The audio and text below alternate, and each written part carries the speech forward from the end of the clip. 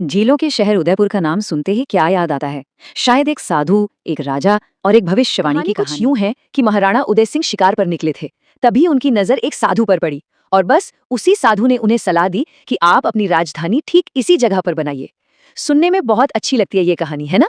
लेकिन ये पूरी तस्वीर का बस एक छोटा सा हिस्सा है। अब इस कहानी से हटकर उस समय की असली तस्वीर देखते हैं, उस कठोर राजनीतिक और सैन्य हकीकत पर नजर डालते हैं जिसका सामना उस वक्त मेवाड़ का राज्य कर रहा था। महाराणा सांगा के बाद चित्तौड़गढ़ का वो सुनहरा दौर, वो शान अब खत्म हो रही थी। राज्य अंदर से कमजोर हो रहा था, उसकी इज्जत घट रही थी।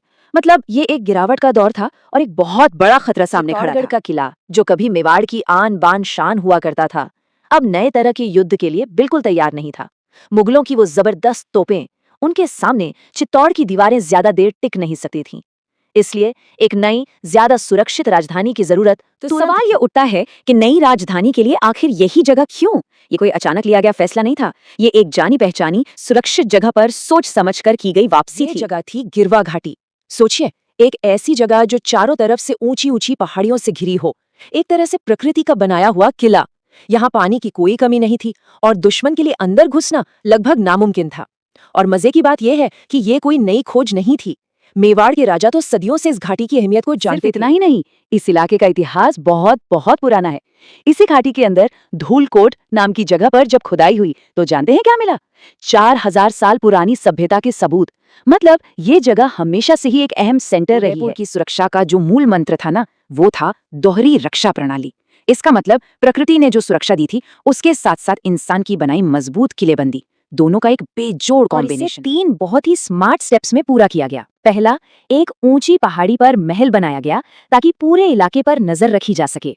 दूसरा, घाटी में आने का जो एकमात्र सपाट रास्ता था, उसे उदय सागर बांध बनाकर बंद कर दिया गया। और तीसरा, व्यापार के रास्तों पर कंट्रोल करने के लिए दीवारी गेट जैसे मजबूत दरवाजे और शहरपनाह बनाई गई। हर एक कदम एक सोची समझी चाल थी। ये देखिए, 1576 में अकबर और 1680 में औरंगजेब, इतने शक्तिशाली मुगल बादशाहों की सेनाएं भी उदयपुर पर कब्जा नहीं कर पाई।